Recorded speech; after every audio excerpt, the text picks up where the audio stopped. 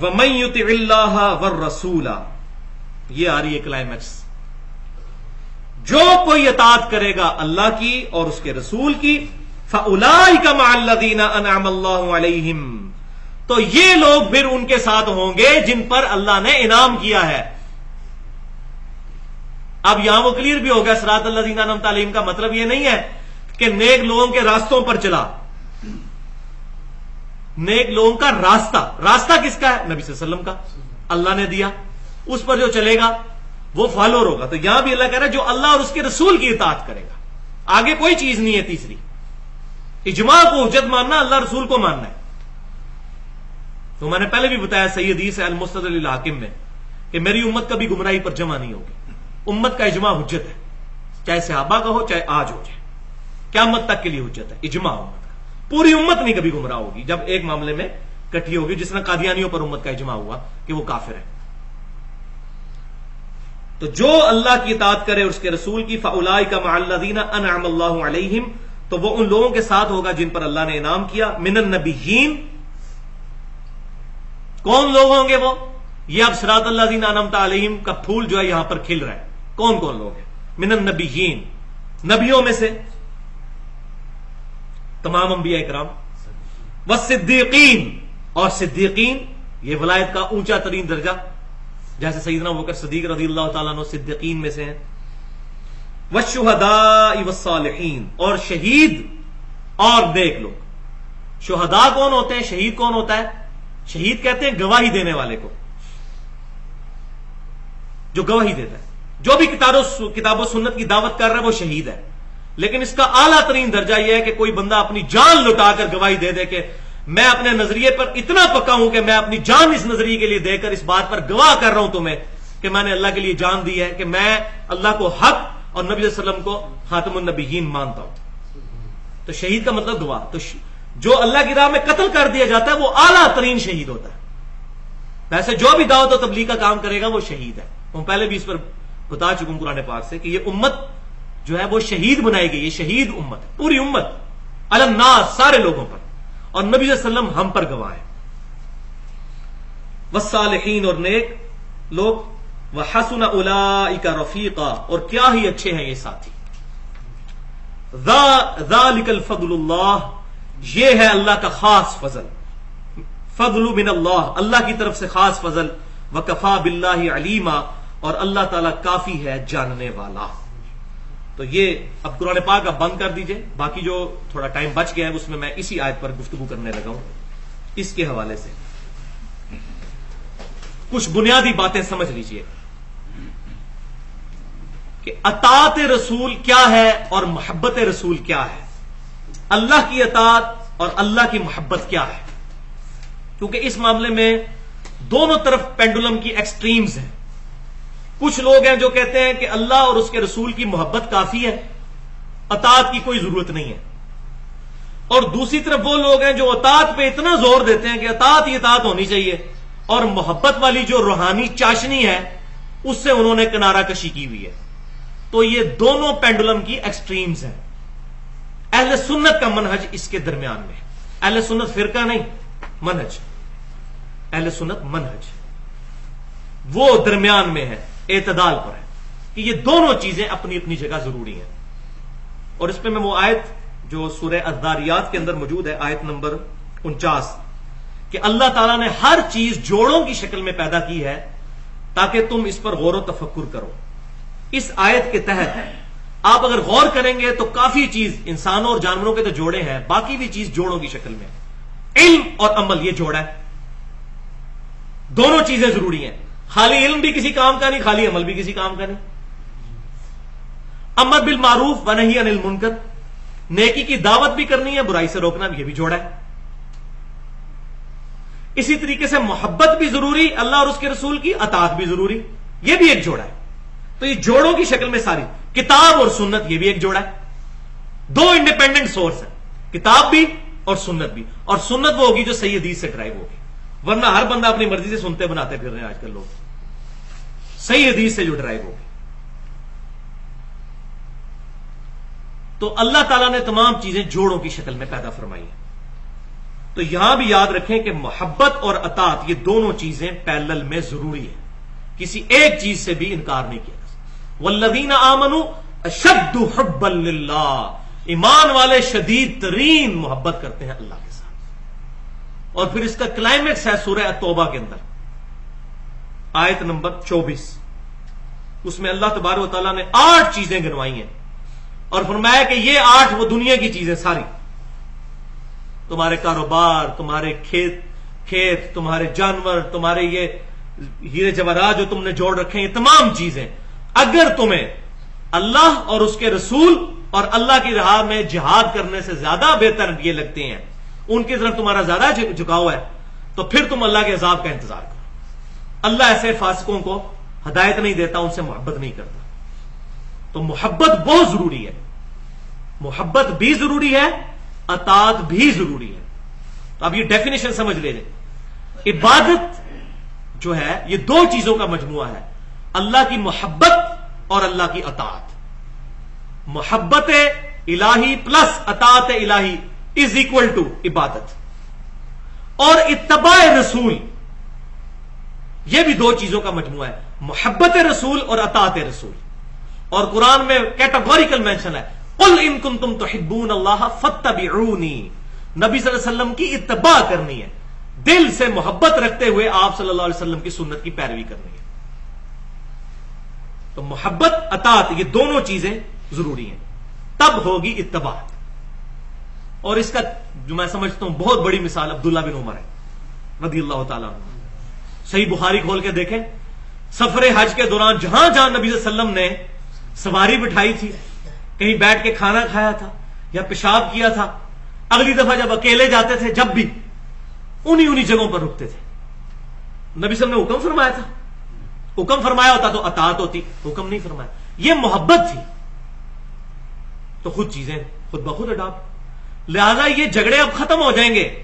کوئی بندہ کہتا ہے جی ننگے سر نماز ہوتی ہے نہیں ہوتی، بھائی یہ تو جھگڑا ہی نہیں ہے۔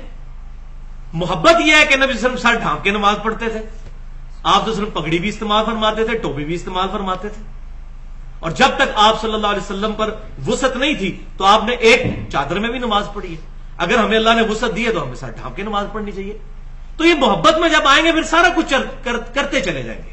تو محبت پلس اطاعت یہ دونوں چیزیں پیرلل میں چلیں گی۔ صحابہ کرام علیہم رضوان میں بے شمار مثالیں اس کی موجود ہیں۔ صحیح بخاری کے اندر حدیث موجود ہے، عبداللہ نامی ایک صحابی تھے، شراب عادتاً پیتے تھے،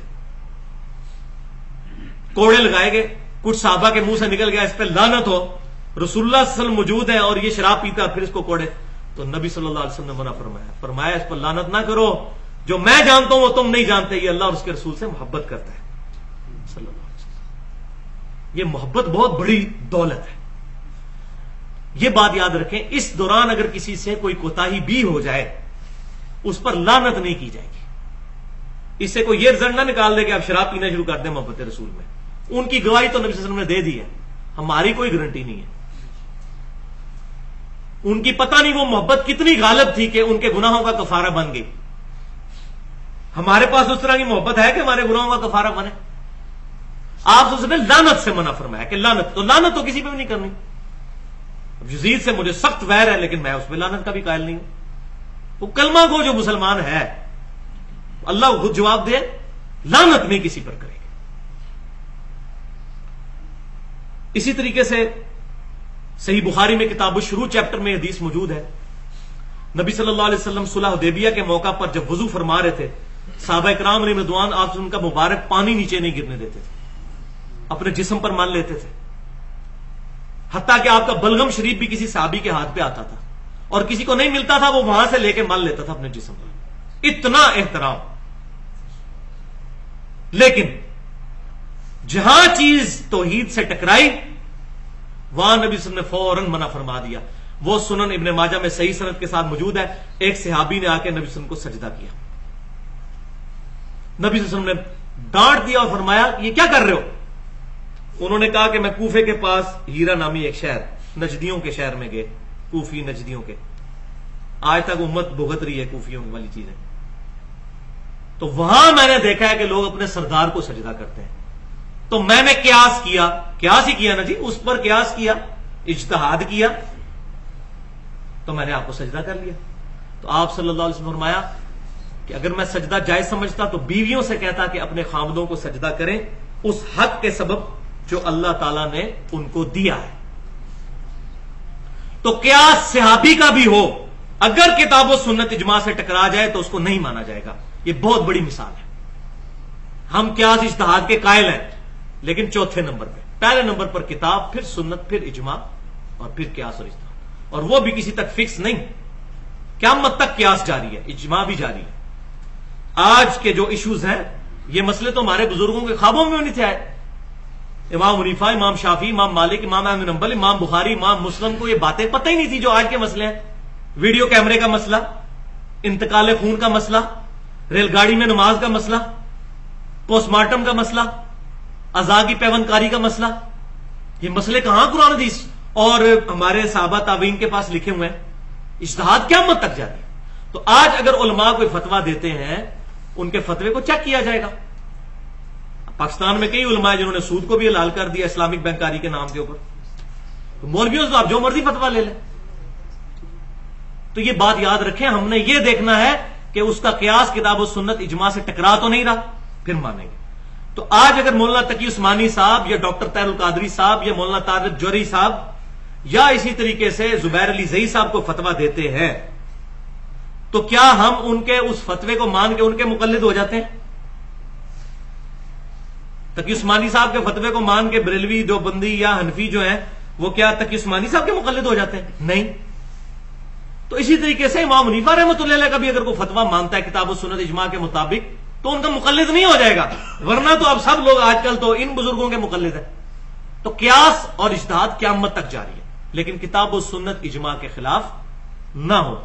جو المصنف ابن ابی شیبہ میں صحیح سند کے ساتھ 22,990 نمبر اثر سیدنا عمر کا موجود ہے. جب کبھی پرابلم ہو، کوئی مسئلہ درپیش ہو تو پہلے کتاب اللہ میں تلاش کرو، کتاب اللہ میں نہ ملے پھر سنت رسول میں دیکھو صلی اللہ علیہ وسلم، سنت رسول میں نہ ملے تو پھر امت کا اجماع دیکھو، اور اجماع نہ ملے تو پھر اجتہاد کر لو. مقلد نہ ہو جاؤ، یہ نہیں فرمایا حضرت عمر نے، اجتہاد کر لو.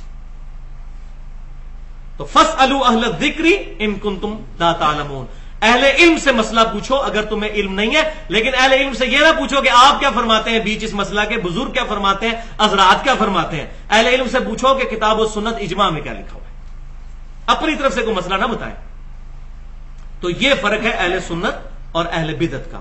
اہل سنت کتاب اللہ، سنت، اجماع، پھر اجتہاد، اور اہل بدعت پہلے نمبر پر اجتہاد کو لے کے آتے ہیں اور باقی ساری چیزوں کو بعد میں. اس پر میں نے ابھی کافی ڈیٹیل کے ساتھ تقریباً 8 حدیثیں بیان کرنی ہے، لیکن اب ٹائم مکمل ہو چکا ہے. اگلی دفعہ میں انشاءاللہ اس پر گفتگو کروں گا 8 حدیثوں کے ذریعے کہ محبت اور اطاعت، اور اس کا ایک آپٹیمل سولوشن بتاؤں گا کہ کہاں پر بات جا کے رکتی ہے، کہ خالی محبت یا خالی اطاعت، کیا دونوں چیزیں پیرلل میں ہیں، اور آپٹیملی ہم کہاں تک پہنچیں گے صحیح حدیث کی روشنی میں انشاءاللہ تعالی اس کو سمجھیں گے. جو میں نے حق بات کہی اللہ تعالی ہمارے دلوں میں راسخ فرمائے، کوئی غلط بات میرے منہ سے نکل گئی تو اللہ تعالی ہمارے دل سے محو کر دے. کتاب و سنت اجماع کو حجت ماننے کی توفیق عطا فرمائے، فرقہ واریت سے محفوظ فرمائے. سبحانک اللہم و بحمدک، اشہد ان لا الہ الا انت، استغفرک و اتوب الیک. پچھلی دفعہ سورۃ النساء کی آیت نمبر 69 اور 70 پہ ہماری گفتگو کنکلوڈ ہوئی تھی، اور میں نے عرض کیا تھا کہ یہ جو آیت نمبر 69 اور 70 ہے اس پہ میں اگلی دفعہ تقریباً 8 احادیث اور کچھ آیات کی روشنی میں گفتگو کروں گا.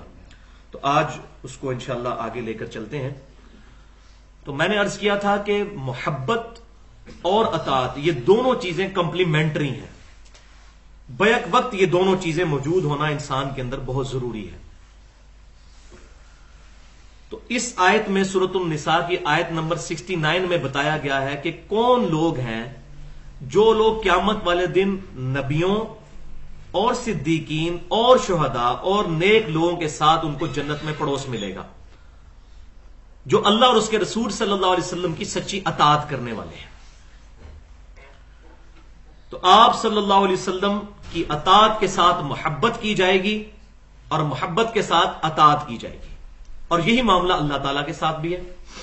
اس کو میں نے پچھلی دفعہ ڈیٹیل سے عرض کیا تھا. تو صحیح بخاری اور مسلم کی متفق علیہ حدیث ہے کہ انس بن مالک کہتے ہیں کہ نبی صلی اللہ علیہ وسلم کی خدمت میں ایک شخص حاضر ہوا اور اس نے عرض کیا کہ اللہ کے رسول قیامت کب آئے گی؟ تو آپ صلی اللہ علیہ وسلم نے فرمایا تم نے قیامت کے لیے کوئی تیاری بھی کی ہے؟ تو اس نے عرض کیا اللہ کے رسول صلی اللہ علیہ وسلم میرے پاس نہ تو بہت زیادہ نمازیں ہیں، نہ صدقات اور نہ روزے، البتہ میں اللہ اور اس کے رسول صلی اللہ علیہ وسلم سے محبت کرتا ہوں۔ تو آپ صلی اللہ علیہ وسلم نے فرمایا کہ انسان اس کے ساتھ ہی ہوگا جس سے وہ محبت کرتا ہے۔ انس بن مالک کہتے ہیں کہ اللہ کی قسم اسلام لانے کے بعد ہمیں نبی صلی اللہ علیہ وسلم کی کسی بات سے اتنی خوشی نہیں ہوئی جتنی اس بات سے ہوئی کہ جو شخص اللہ اور اس کے رسول سے محبت کرتا ہے وہ اللہ اور اس کے رسول کے ساتھ ہوگا صلی اللہ علیہ وسلم۔ تو یہ اتنی امپورٹنٹ چیز تھی، اس لیے میں نے پچھلی دفعہ 12-13 منٹ اس پہ لگائے اور آج بھی تقریباً 25 کے قریب منٹ انشاءاللہ اسی گفتگو پر ہوں گے کہ محبت کا جذبہ بھی بہت ضروری ہے۔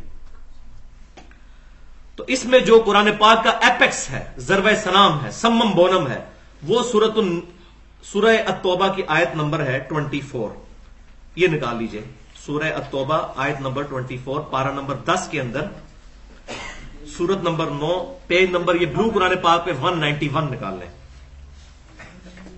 بسم اللہ الرحمن الرحیم، قل ان کان آباؤکم، اے محبوب صلی اللہ علیہ وسلم فرما دیجئے کہ اگر تمہارے ماں باپ و ابناؤکم اور تمہارے بیٹے یا اولاد و اخوانکم اور تمہارے بھائی یا بہنیں وَأَزْوَاجُكُمْ اور تمہاری بیویاں یا بیویوں کے لیے شوہر، دیکھ لیں یہ سارے رشتے گنوائے جا رہے ہیں،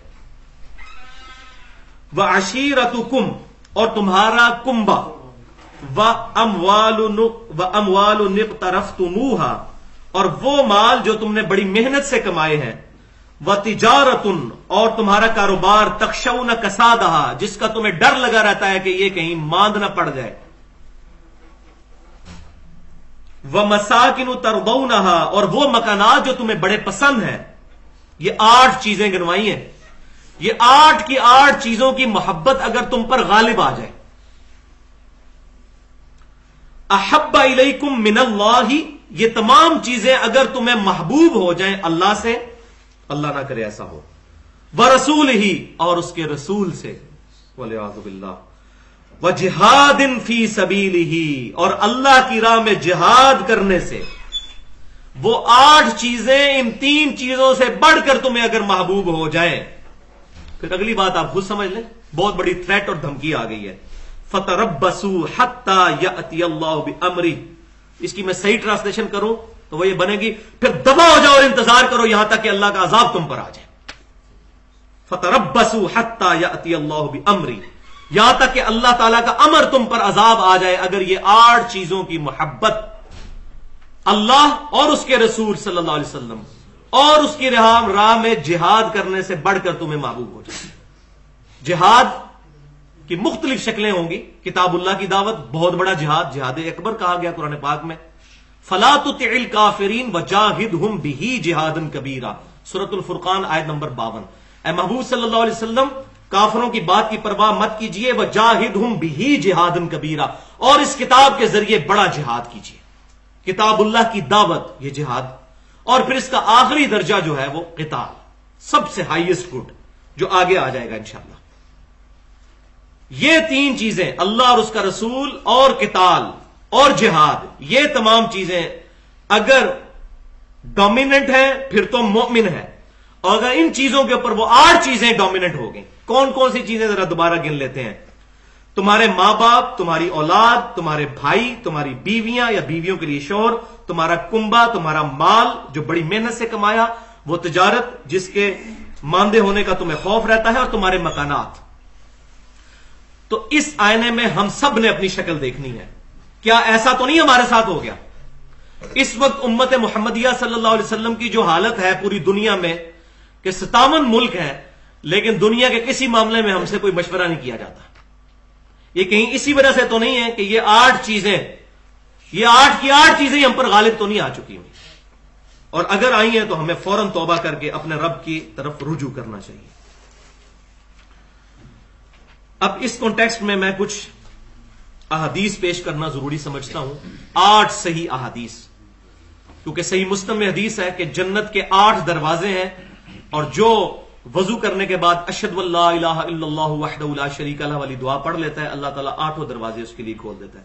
تو جنت کے 8 دروازوں کی نسبت سے 8 حدیثیں اس کی ایکسپلینیشن میں انشاءاللہ پیش کروں گا.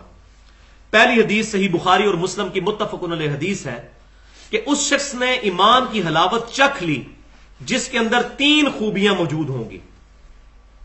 3 خوبیاں. نمبر 1، اللہ اور اس کا رسول صلی اللہ علیہ وسلم پوری دنیا میں سب سے بڑھ کر اسے محبوب ہو جائے، پہلی. دوسری، دوستی اور دشمنی صرف اللہ کے ریفرنس سے. اور تیسری نشانی یہ کہ کفر کی طرف لوٹنا یعنی اسلام کو چھوڑ دینا اس کے لیے اتنا ہی مشکل ہو جائے جتنا آگ میں زندہ جلایا جانا، یعنی وہ شخص آگ میں جلنے کے لیے تیار ہو جائے لیکن اپنا دین نہ چھوڑے. یہ 3 خوبیاں ہوں گی تو اس کو مٹھاس ملے گی ایمان کی. صحیح بخاری اور مسلم کی متفق علیہ حدیث ہے. حدیث نمبر 2 کتاب الایمان چیپٹر میں، تم میں سے اس وقت تک کوئی شخص مؤمن ہی نہیں ہو سکتا جب تک کہ میں اسے اس کے ماں باپ، اولاد اور سب لوگوں سے بڑھ کر محبوب نہ ہو جاؤں. اور ساتھ آپ نے قسم بھی یاد فرمائی، اس ذات کی قسم جس کے قبضے قدرت میں میری جان ہے، تم مومن ہی نہیں ہو سکتے جب تک کہ میں تمہیں تمہارے ماں باپ، اولاد، سب لوگوں سے بڑھ کر محبوب نہ ہو جاؤں. اس کا یہ مطلب نہیں ہے کہ غلامی رسول میں موت بھی قبول ہے، بس نعرہ لگا لیا جائے. داڑھی قبول نہیں ہے، فجر کی نماز تکبیر اولیٰ سے قبول نہیں ہے، رمضان کے روزے قبول نہیں ہے. ہاں موت قبول ہے، کیونکہ زندگی تو کبھی آج تک نہ ہمارے ماں باپ سے کسی نے مانگی اللہ اور اس کے رسول کے لیے، نہ ہم سے کسی نے مانگی. تو ٹھیک ہے، نیت کر لو غلامی رسول میں موت بھی قبول ہے، بالکل ہے قبول، لیکن اس کا پریکٹیکل ثبوت بھی تو ہو. فجر کے وقت اگر نیند پیاری ہو جائے حی علی الصلاۃ اور حی علی الفلاح کی آواز سے، تو کیا موت قبول کرنی ہے نبی صلی اللہ علیہ وسلم کی خاطر. ہم نے وہ صحابہ کرام ہی کامل الایمان لوگ تھے جنہوں نے اپنی جانیں دیں. اور یہ حدیث وجد امیز حدیث ہے. حدیث نمبر 3 صحیح بخاری کی. سیدنا عمر کا ہاتھ پکڑا ہوا ہے نبی صلی اللہ علیہ وسلم نے، محبت کے ساتھ، پیار کے ساتھ لاڈ فرما رہے ہیں آپ صلی اللہ علیہ وسلم. تو حضرت عمر بھی فرینک ہو گئے تھوڑے سے. انہوں نے کہا اللہ کے رسول صلی اللہ علیہ وسلم، آپ مجھے میری جان کے علاوہ پوری دنیا میں سب سے بڑھ کر محبوب ہیں. اپنی طرف سے تو انہوں نے بڑا تیر چلایا کہ میں بہت بڑا دعویٰ کرنے لگا ہوں حضور کے ساتھ. یہ صحیح بخاری میں. تو نبی صلی اللہ علیہ وسلم نے فرمایا کہ اس ذات کی قسم جس کے قبضہ قدرت میں میری جان ہے، بلکہ میں اپنی تمہاری جان سے بھی بڑھ کر، جب تک یہ نہ ہو جائے معاملہ. تو انہوں نے کہا یا رسول اللہ صلی اللہ علیہ وسلم، آپ مجھے میری جان سے بھی بڑھ کر محبوب ہے. تو آپ صلی اللہ علیہ وسلم فرمایا ہاں اے عمر، اب بات بنی ہے، اب ایمان تمہارا مکمل ہوا ہے. اب یہ اندازہ کر لیں آپ. تو میں نے پچھلی دفعہ بتایا تھا یہ فنیٹکزم ہے کہ بعض لوگوں نے اطاعت کے اوپر اتنا زور دیا، اطاعت پہ اتنا زور دیا کہ محبت والی مٹھاس اور چاشنی بیک گراؤنڈ میں چلی گئی. محبت ایک پیرلل سے ایک جذبہ ہے. جیسے میں نے بتایا کہ کتاب اللہ الگ ایک چیز ہے اور سنت بھی ایک الگ سے چیز ہے، دونوں چیزیں ضروری ہیں. اسی طریقے سے نبی صلی اللہ علیہ وسلم کی محبت بھی اور آپ کی اطاعت بھی، یہ دونوں پیرلل میں ہونی ضروری ہے. بعض لوگوں نے محبت پہ زور دیا، اطاعت کو پسے پش ڈال دیا. تو یہ دونوں پینڈولم کی ایکسٹریمز ہیں، درمیان کا کام ہے، محبت بھی اور اطاعت بھی. اور یہی ہے اتباع.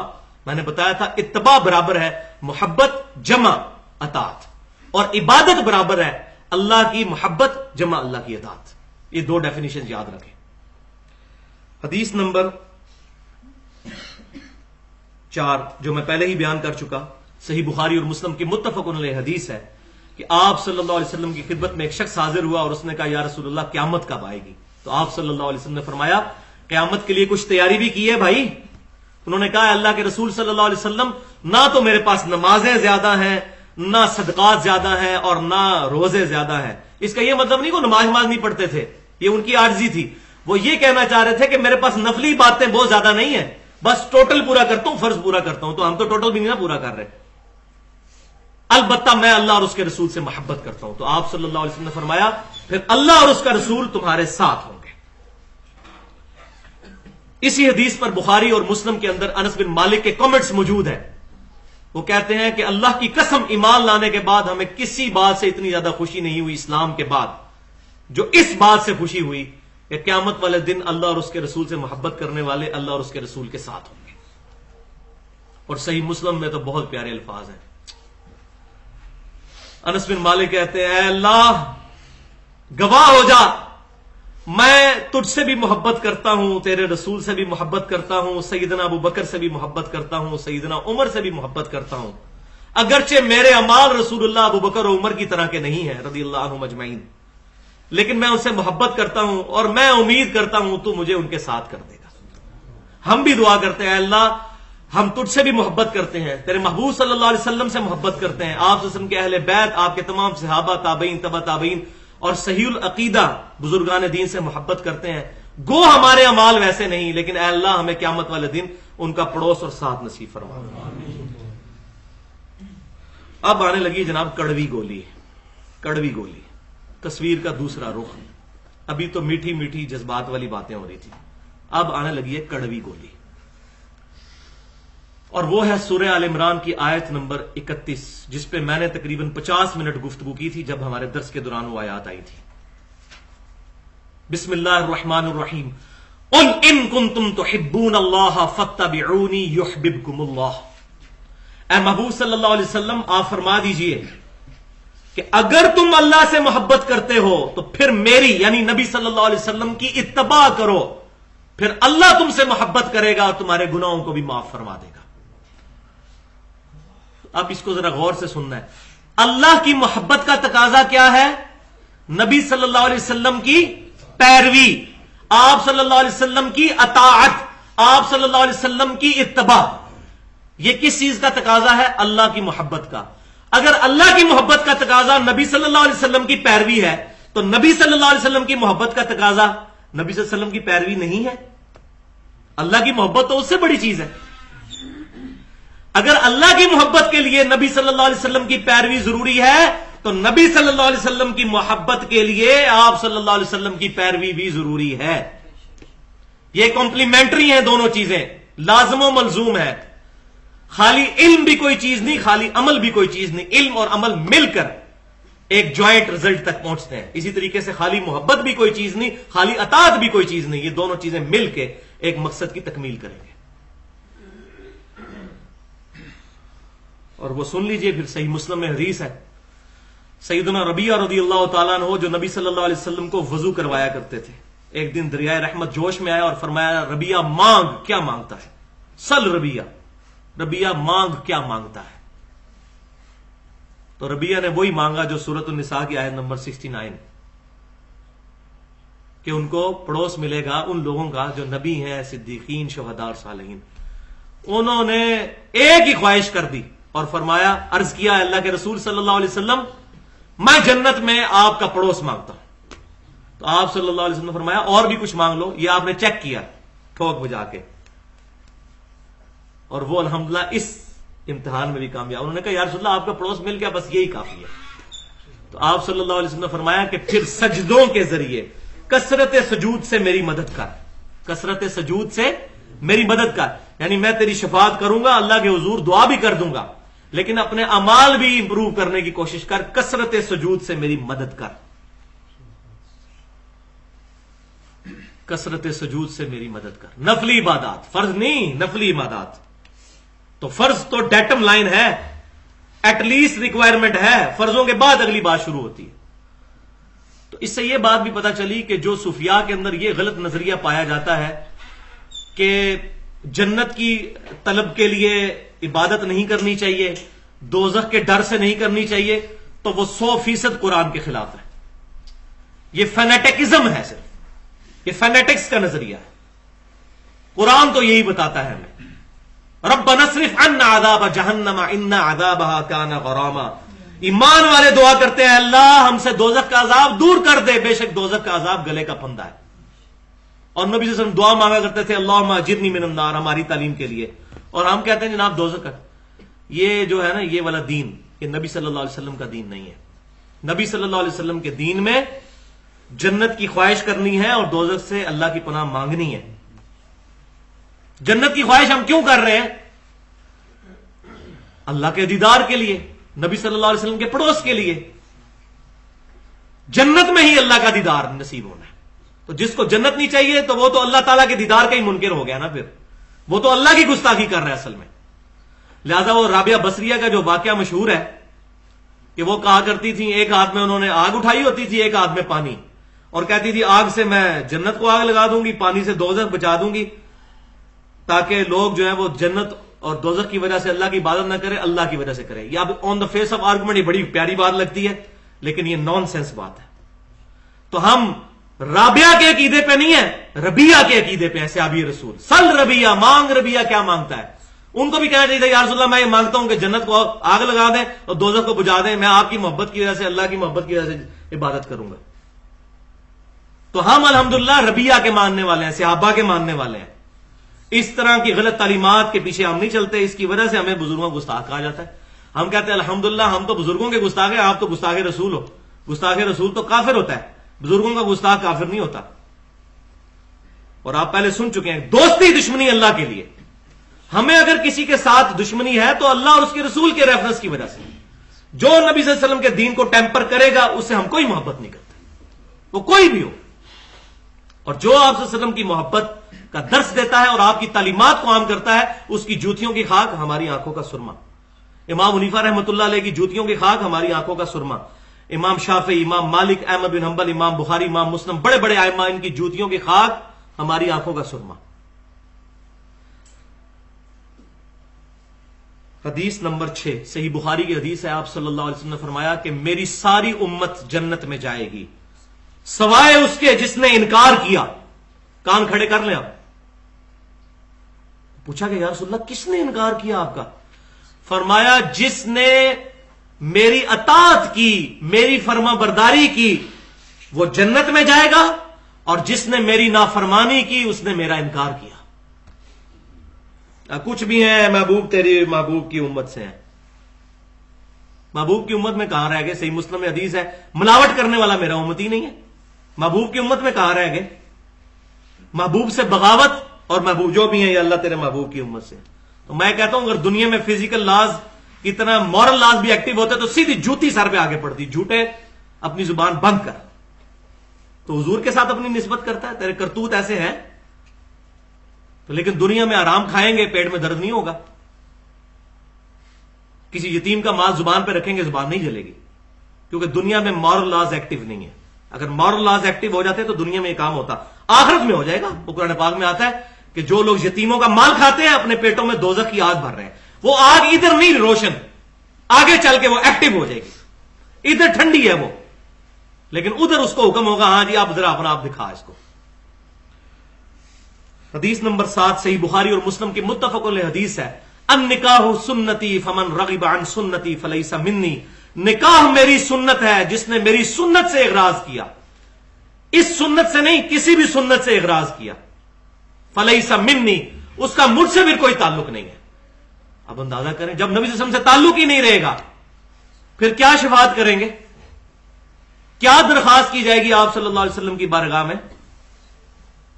آپ صلی اللہ علیہ وسلم الٹا شکایت لگائیں گے۔ سورۃ الفرقان کی آیت نمبر 30 پڑھ لیں۔ وقال الرسول یا ربی ان قوم اتخذوا هذا القرآن مہجورا، اور محبوب صلی اللہ علیہ وسلم شکایت کریں گے قیامت والے دن، اے اللہ میری امت نے قرآن کو پیٹھ کے پیچھے ڈال دیا تھا۔ بزرگ فرماتے ہیں، حضرات فرماتے ہیں، فلاں فرماتے ہیں، شیخ الحدیث صاحب فرماتے ہیں، اور کہا جائے بھی قرآن میں لکھا ہے ایڈے ایڈے بڑے بزرگ پاگل نے۔ تو بھائیوں ان بزرگوں کا فیصلہ تو اللہ نے کرنا ہے۔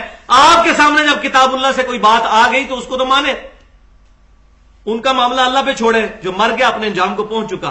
ہم کسی مرے ہوئے بندے کے بارے میں بد زبانی نہیں کرتے، لیکن ہمیں جب پتا چل گیا کہ یہ بات غلط ہے تو ہمیں غلط چیز کو غلط کہنا چاہیے۔ ہمیں جب یہ بات پتا چل گئی کہ ایاک نعبد و ایاک نستعین، اے اللہ ہم صرف تیری عبادت کرتے ہیں اور غائب میں دعا صرف تجھی سے مانگتے ہیں، تو پھر ہم یا علی مدد نہیں کہیں گے، ہم یا شیخ عبد القادر جیلانی مدد نہیں کہیں گے۔ یہ تو جھگڑا ہی نہیں کہ حضرت علی کو اختیار ہے یا نہیں ہے، سیدنا شیخ عبد القادر جیلانی کو اختیار ہے یا نہیں ہے، جھگڑا ہی نہیں ہے۔ اختیار ہو تب بھی پکارنا شرک ہے دعا میں۔ فرشتوں کو اللہ نے اختیار دیا بارش برسانے کا، بارش ہم اللہ سے مانگیں گے فرشتوں سے؟ اللہ سے۔ فرشتوں سے مانگیں گے تو مشرک ہو جائیں گے، مسئلہ اختیار کا نہیں ہے، مسئلہ ہے دعا پکارنا، ایاک نستعین، صرف تجھی سے دعا کرتے ہیں۔ ظاہری اسباب اختیار کر سکتے ہیں، وتعاونوا علی البر والتقوی ولا تعاونوا علی الاثم والعدوان۔ اور حدیث نمبر 8 بخاری اور مسلم کی متفق علیہ حدیث ہے، قیامت والے دن میرے حوض کوثر پہ کچھ ایسے لوگ لائے جائیں گے جن کو میں پہچانتا ہوں گا کہ میرے امتی ہیں۔ وہ صحیح مسلم میں حدیث ہے کہ میرے امتیوں کے اعضائے وضو قیامت والے دن چمک رہے ہوں گے، قادیانیوں کے بھی چمک رہے ہوں گے۔ وہ پھر بعد میں فیصلہ ہوگا کہ کون منافق اور کون مومن۔ جس نے دنیا میں وضو کیا اس کے اعضاء چمکیں گے، سب کے چمک رہے ہوں گے۔ تو آپ صلی اللہ علیہ وسلم کہتے ہیں میں پہچان لوں گا، اور جب ان کو میں مشروب پلانے لگوں گا حوض کوثر سے، ان کے میرے درمیان دیوار کھڑی کر دی جائے گی، اور اللہ تعالیٰ فرمائے گا اے محبوب صلی اللہ علیہ وسلم آپ کو نہیں پتا، آپ کی وفات کے بعد یہ لوگ دین سے الٹے قدم پھر گئے تھے، انہوں نے دین میں بدعتیں جاری کر دی تھیں۔ تو اللہ کے رسول کہتے ہیں صلی اللہ علیہ وسلم پھر میں اس وقت کہوں گا سحقن سحقن لمن غیر بعدی، سحقن سحقن لمن بدل بعدی، ان پر پھٹکارو، ان کو مجھ سے دور کر دو جنہوں نے میری وفات کے بعد میرے دین کو بدل دیا، جنہوں نے میری وفات کے بعد میرا دین ٹیمپر کر دیا۔ والعیاذ باللہ تعالی۔ تو یہی تڑپ ہم لوگ لے کر اٹھے ہیں، اور اس کانٹیکسٹ میں کنکلوڈنگ گفتگو کرتے ہوئے نبی صلی اللہ علیہ وسلم سے تعلق کی وہ آیت بھی بیان کرنا ضروری سمجھتا ہوں کہ کون سچا محب ہے نبی صلی اللہ علیہ وسلم کا۔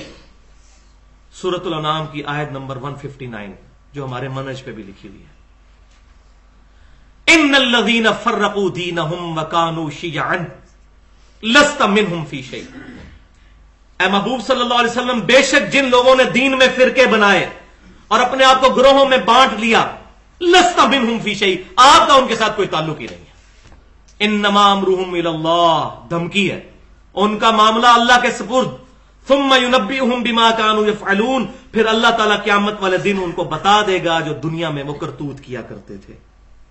سورۃ الحج کی آخری آیت ہے هو سماکم المسلمین من قبل وفی ھذا، ابراہیم علیہ السلام نے بہت پہلے تمہارا نام مسلمان رکھا تھا، اور اس قرآن میں وفی ھذا، اور اس قرآن میں اللہ نے تمہارا نام مسلمان رکھا ہے، مسلم رکھا ہے۔ اور پھر مسلمانوں کو نصیحت کرتے ہوئے سورہ آل عمران کی 102 نمبر آیت میں فرمایا گیا یا ایھا الذین آمنوا اتقوا اللہ حق تقاتہ، اے ایمان والو اللہ تعالیٰ کا تقوی اختیار کرو جیسا کہ تقوی اختیار کرنے کا حق ہے، اور حق کیا ہے؟ ولا تموتن الا وانتم مسلمون، اور دیکھنا تمہیں موت نہ آئے مگر اس حال میں کہ تم مسلمان مرنا۔ اپنے آپ کو فخریہ، بریلوی، دیوبندی، وہابی، شیعہ، قادیانی ان ٹائٹلز میں نہ بانٹنا، مسلمان مرنے کی کوشش کرنا، کہیں ایسا نہ ہو کہ قیامت والے دن وہ معاملہ ہو جائے جو سورۃ الحجر کی آیت نمبر 2 ہے، ربما یود الذین کفروا لو کانوا مسلمین، 14واں پارہ پہلی آیت۔ اس دن کافر تمنا کریں گے کاش ہم دنیا میں مسلمان ہوتے، ربما یود الذین کفروا لو کانوا مسلمین، کاش ہم دنیا میں مسلمان ہوتے۔ تو یہاں میں یہی دعا کروں گا کہ اللہ تبارک و تعالی ہمیں کتاب و سنت اور اجماع کے منہج پر چلنے کی توفیق عطا فرمائے۔